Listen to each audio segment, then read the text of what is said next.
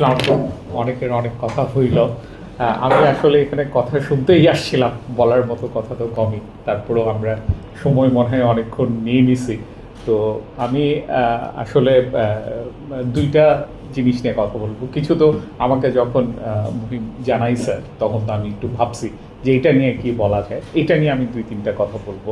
আর হচ্ছে অন্যদের কথা শুনে যা মনে হইল সেটাই আসলে মেইন কথা।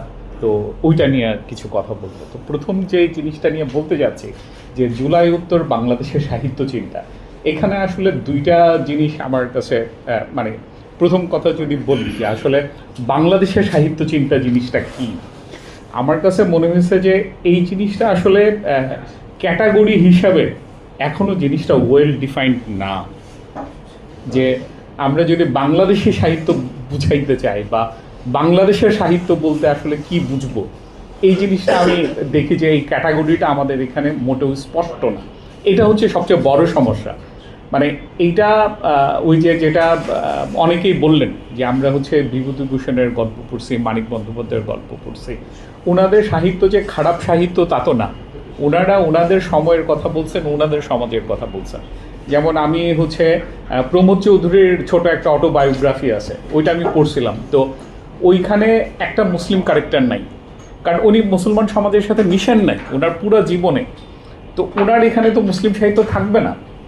কিন্তু আরেকটা কথা যেটা অনেকেই বলতেছিলেন যে হচ্ছে যে বিশেষ করে জহির ভাই বলতেছিলেন যে এখানে অনেকগুলি ডট আছে, এই ডটগুলি কানেক্ট করা হয় না।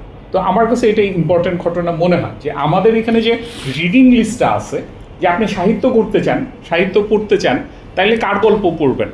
আপনাকে বিভূতিভূষণ পড়তে হবে, তারাশঙ্কর পড়তে হবে, মানিক বন্দ্যোপাধ্যায় পড়তে হবে।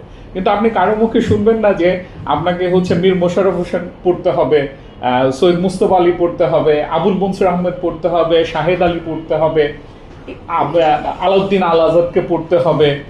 ওনাদের আমরা যে রিডিং লিস্টটা ফলো করি, আমরা যে সাহিত্য ধারাটাকে ফলো করি, সেখানে বাংলাদেশের সাহিত্য জায়গাটা মিসিং, কমপ্লিটলি মিসিং। এবং এটাকে একটা ক্ষমতার জায়গা দিয়ে আরও অ্যাস্টাবলিশ করে তোলা হয়েছে আর কি। আমাদেরকে যদি বাংলাদেশের সাহিত্য চিন্তা করতে হয়, তাইলে আসলে ফিগার আউট করতে হবে যে বাংলাদেশি সাহিত্য বলে এখানে কিছু আছে কিনা, বা বাংলাদেশের সাহিত্য আসলে কোনগুলা।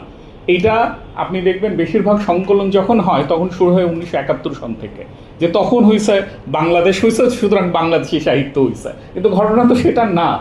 ইভেন 1947 সনেও সেটা সাহিত্য তৈরি হয়নি, বরং এটা তৈরি হয়েছে আরও আগে। আপনি 1880-90ও পাবেন, বঙ্কিমের পর থেকেই এই জিনিসগুলি তৈরি হয়েছে। হ্যাঁ, এবং যখন এই জিনিসটা ফ্লারিশ করছে কোন জায়গায়, আরেকটা প্রসঙ্গ আসি, সেটা হচ্ছে তখন কিন্তু প্রচুর ওই মুসলিম সাহিত্যপত্র, দৈনিক পত্রিকা এগুলি হয়েছে, কিন্তু ওনারা কিন্তু আলটিমেটলি একটা স্পার্ক তৈরি করতে পারেন না। যেমন যদি আপনি ইসমাইল হোসেন সিরাজির ইয়েগুলি পড়েন, উপন্যাসগুলি পড়েন, ওইটা দেখবেন যে ওইটা আসলে বঙ্কিমের মুসলিম ভার্সন হয়েছে। ওইখানে হইতেছে নায়ক হচ্ছে আপনার হিন্দু এবং নায়িকা হচ্ছে মুসলিম। ওখানে ইসমাইল হোসেন সিরাজি কিন্তু খুবই স্পিরিটেড লোক আর কি, উনি ওখানে নায়ক হচ্ছে মুসলমান, নায়িকা হচ্ছে হিন্দু। কিন্তু ফরম্যাট যদি দেখেন, ফরম্যাট কিন্তু বঙ্কিমের ফরম্যাট।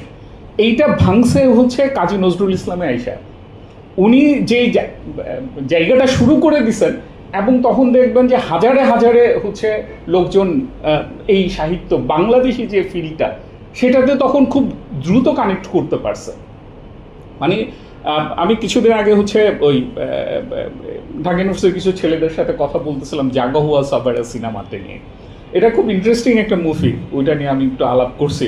তো ওইখানে আমি বলতেছিলাম যে বাংলাদেশে যারা সিনেমা বানায়, আর্ট ফিল্ম বানায়, তাদেরকে প্রথমে যদি আপনি দেখেন, ওনাদের কাছে আইকন হচ্ছে পথের পাঁচালী।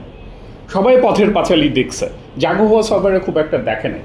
কিন্তু পথের পাঁচালীর যদি আপনি দেখেন পুরা সিনেমার মধ্যে একটা জিনিস খুব মিসিং, যেটা বাংলাদেশের ল্যান্ডস্কেপের মেইন জিনিস, সেটা হচ্ছে পথের পাঁচালীতে কোনো নদী নাই। আপনি দেখবেন না নদী পথে কেউ যাচ্ছে, নৌকা কিছু আছে। আর জাগো হুয়া সাভারে যদি দেখেন, শুরু হয়েছে পালতোলা নৌকা দিয়ে। তো আমরা যাদেরকে কালচারাল আইকন হিসেবে প্রতিষ্ঠা করতেছি পথের পাঁচালী, সেখানে তো বাংলাদেশের ল্যান্ডস্কেপ নাই। তো তাইলে আমরা কিভাবে যাব? মানে বাংলাদেশের যে কোনো আমরা নতুন একটা যদি সাহিত্য চিন্তার জায়গাতে যাইতে চাই, সেখানে ট্রেডিশনের জায়গাটাকে রিইনভেন্ট করার দরকার আছে। এবং সেই ট্রেডিশনগুলি যে নাই তা না, কিন্তু ট্রেডিশনটাকে বিল্ড আপ করার একটা ব্যাপার এখানে তৈরি হয় আর কি। আমাদের যখন কাজী নজরুল ইসলাম তৈরি হয়েছেন তখন আমরা দেখতে পাইছি যে না, আরও আগেও তো জিনিস আছে, যেটা আব্দুল করিম সাহিত্য বিশারদরা আমাদের সামনে নিয়ে আসেন। কিন্তু দেখেন এই জিনিসগুলা, এই যে ধরেন ময়মনসিংহের গীতিকাও আছে, এইগুলি কিন্তু যে পদ্মাবতীও আছে, এইটার কিন্তু কোনো নতুন রূপ পাবেন না। এই কবিতার ফরম্যাটে লেখা 1000 পৃষ্ঠার বই কিন্তু কেউ পড়বে না। কিন্তু এই জিনিসগুলিকে রিইনভেন্ট করার দরকার আছে। এই কাহিনীগুলি কখনোই গদ্য ফরম্যাটে আসে না। এখন তো আমরা আসলে কবিতা পড়ি না, পুঁথির কথা বলা হচ্ছে। পুঁথি তো আসলে খুব ইন্টারেস্টিং জিনিস। এবং ওই এখানে হুমায়ুন আজাদ যে বাজে কাজটা করছেন, উনি তো পুঁথিকে হচ্ছে মানে গালিগালাজ করে এগুলি সরাই দিচ্ছেন, অথচ এগুলি হচ্ছে বাংলাদেশের ট্রেডিশন। আমরা আমাদের ট্রেডিশনগুলিকে ঘৃণা করতে শিখছি এবং এগুলিকে আউটসাইডে ঠেলে দিছি। এখন হচ্ছে ওই ট্রেডিশনগুলি যে ভিতরে কি আছে সেটাকে আমাদের এক্সামিন করতে পারার জায়গাগুলিতে যাইতে পারাটা দরকার। এটাই আমি দেখি বাংলাদেশের সাহিত্য চিন্তার জায়গা। এখন জুলাইয়ের প্রসঙ্গটা, এটা হচ্ছে আমার এখানে আরও অনেক কথা তো আসি, আমার মনে আমার পয়েন্টটা আমি মেক করতে পারছি যে বাংলাদেশের সাহিত্য চিন্তা বলতে আসলে জায়গাটাকে আমাদেরকে ইনভেন্ট করার, আবিষ্কার করার, রিইনভেন্ট করার অনেকগুলি কাজ এখানে আছে। সেটা নানান ফ্রন্টেই নানানভাবেই সেটা হইতে হবে। আর এখন আসে হচ্ছে যে ধরেন জুলাইয়ের সিগনিফিকেন্সটা নিয়ে আমরা যদি দেখি, জুলাইটা কিন্তু কোনো কালচারাল এখানে কোনো ঘটনা ছিল না। মানে চিন্তাভাবনা তো ছিল, ইন্টেলেকচুয়ালি তো অনেকেই আমরা কথা বলছি, এটার সাথে থাকছি।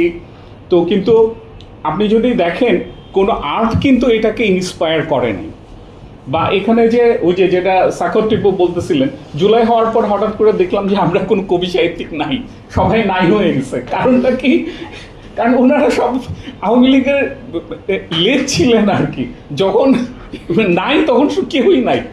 এবং ওনারা এখনও ভয়ে আছেন, কারণ ওনারা তো যদি পুরনো লেখা টান দেওয়া হয় তাইলে তো ওনাদের যেই মানে কি বলবো যে বাটপাড়িগুলা, এগুলি তো ওনারা লুকাইতে পারবেন না।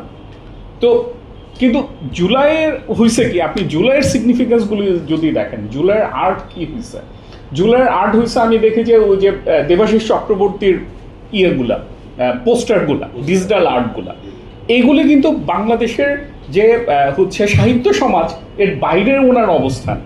তারপর গান যদি দেখেন, সেজানের র্যাপ সংগুলি জুলাইয়ের এলিমেন্ট হয়েছে।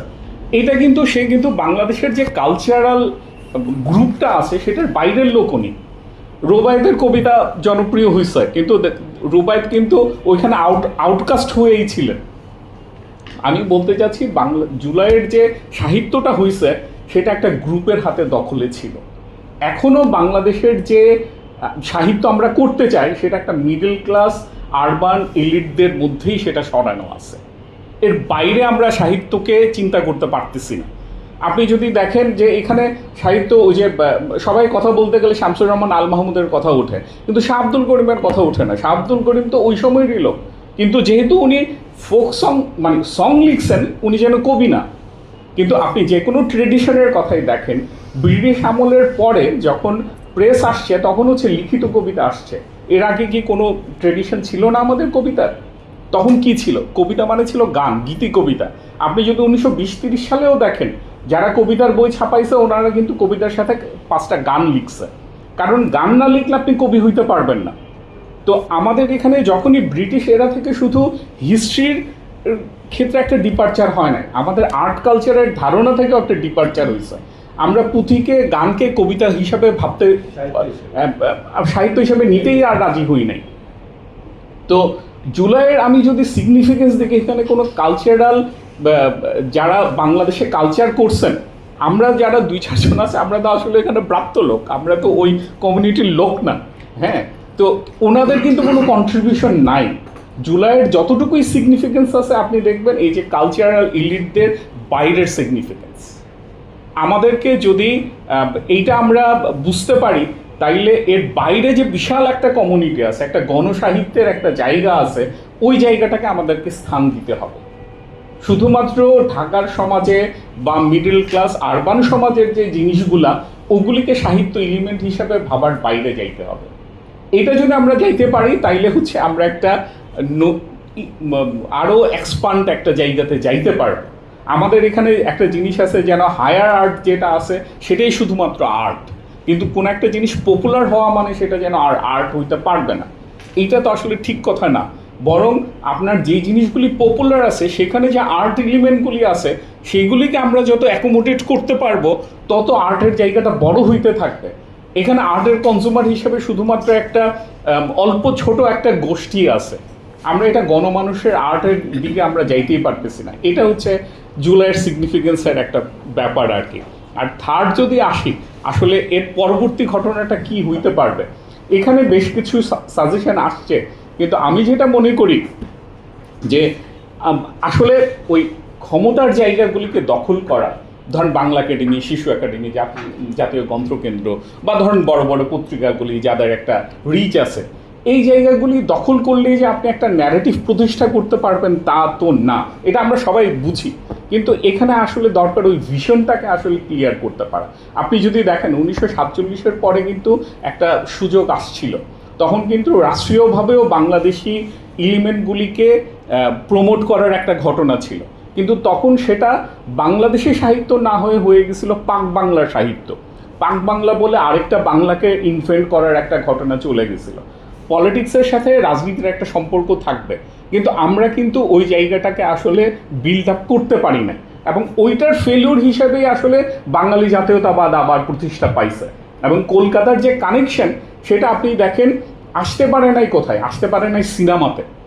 আপনি যদি দেখেন আমাদের সাহিত্যের ল্যাঙ্গুয়েজ এবং সিনেমার কমার্শিয়াল ল্যাঙ্গুয়েজ কমপ্লিটলি আলাদা। এটা আলাদা হচ্ছে আপনার এই জাগো হুয়া সবেরা থেকে শুরু হয়েছে, এবং 1965 সালে যখন সিনেমা আমদানি করা বন্ধ হয়েছে কলকাতা থেকে, বাংলাদেশের সিনেমার মেন ট্রেন্ড দেখবেন 1965 থেকে 1975-80 পর্যন্ত অনেক ভালো ভালো সিনেমা হয়েছে, কারণ তখন এখানে বাংলাদেশ বেসড একটা কমিউনিটি হয়েছে। ওনারা রূপবান বানাইছেন যে বাংলাদেশের মানুষ দেখবে। এখনকার নাটক সিনেমা দেখবেন যে আসলে কোন প্রাইস পাবে বিদেশে সেটাকে হাইলাইট করা হয়, তো ওনারা তো বাংলাদেশের অডিয়েন্সের কথা চিন্তাও করেন না। তো এই হচ্ছে একটা ফ্রি ফ্লোয়িং একটা এনভায়রনমেন্ট যখন আপনি এস্টাবলিশ করতে পারছেন, তখন আসলে মানুষের এই যে আমি কি বলবো আর্ট চিন্তা বলেন, মানুষের ক্রিয়েটিভিটি বলেন, সেটা আসলে আরও ফ্লারিশ করতে পারে।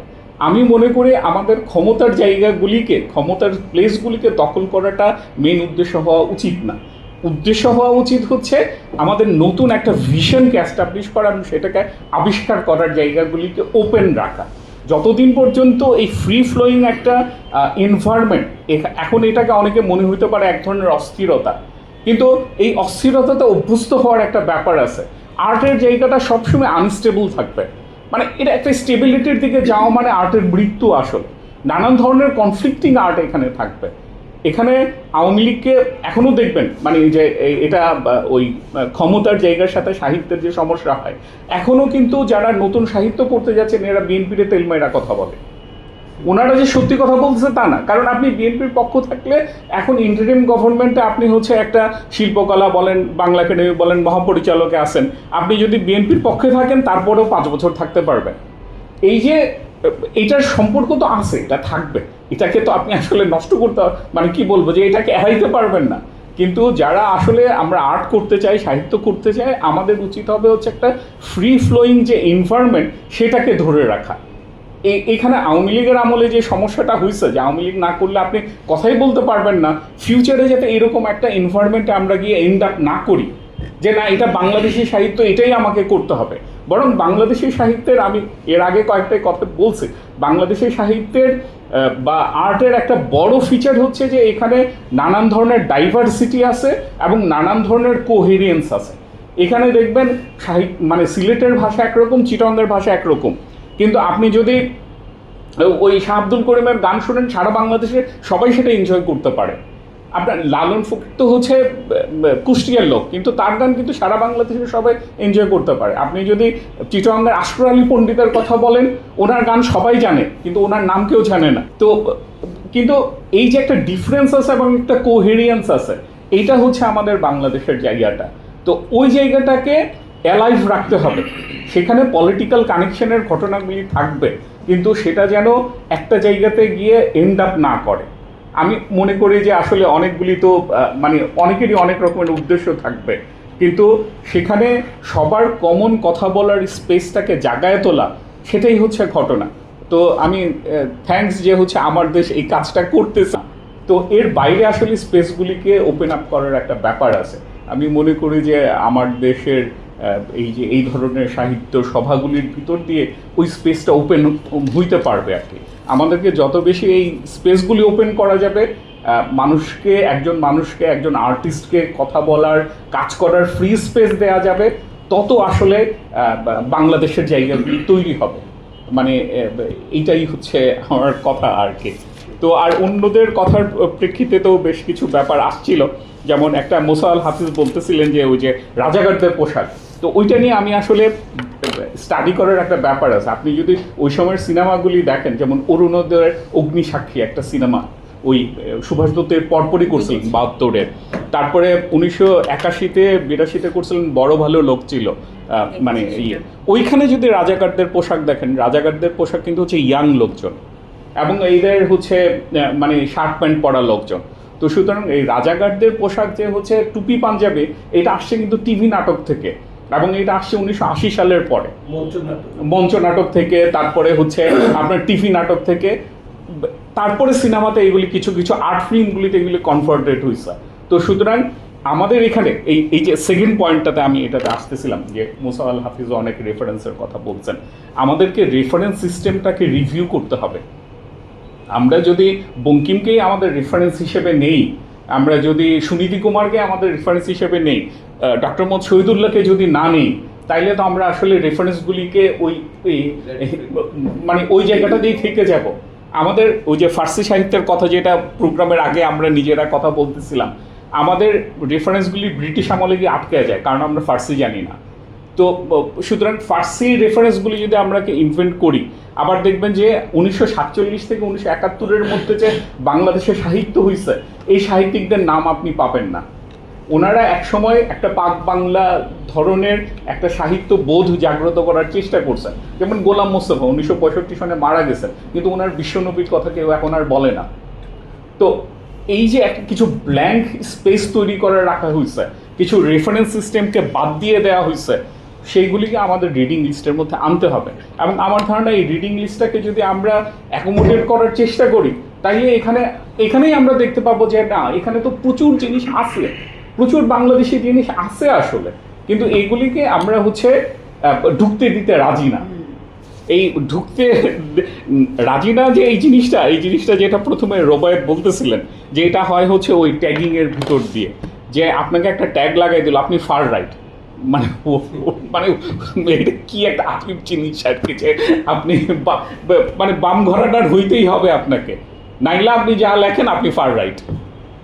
আপনি যদি এই বাম ঘরানার যে এস্টাবলিশ রিডিং লিস্ট আছে, যে রেফারেন্স সিস্টেম আছে, সেটার যদি আপনি সমালোচনা করেন, আপনি ফার রাইট।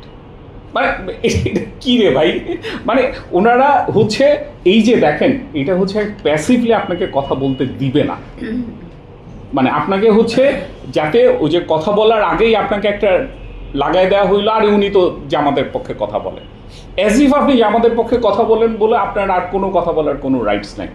এরকম যে গোলাম মোস্তফা তো পাকিস্তানের পক্ষে ছিলেন, এই জন্য যেন ওনার কোনো সাহিত্য আমরা নিতে পারবো না। আর পুঁথি সাহিত্য রবীন্দ্রনাথ প্রশংসা করেন নাই, এই জন্য যেন পুঁথি সাহিত্য আমরা পড়তে পারবো না। এই যে ব্যারিয়ারগুলি আছে, এইগুলি কিন্তু খুব সফট ব্যারিয়ার, এবং এইগুলি খুব বড় ব্যারিয়ার, কারণ এইগুলি হচ্ছে ইনভিজিবল, এগুলি কিন্তু ভিজিবলই না। আপনি পলিটিক্যালি কনফ্রন্ট করতে পারতেছেন, কারণ আপনি জানেন সেই পলিসি সাপোর্ট করে না, এবং সে ইন্ডিয়ার পক্ষে এই পলিসিগুলিতে দিচ্ছে, আপনি তখন এটার বিরোধিতা করতে পারবেন। কিন্তু আপনাকে যখন পরোক্ষভাবে আটকায় দেওয়া হবে, সেটার বিরোধিতা করা কিন্তু অনেক কঠিন কাজ।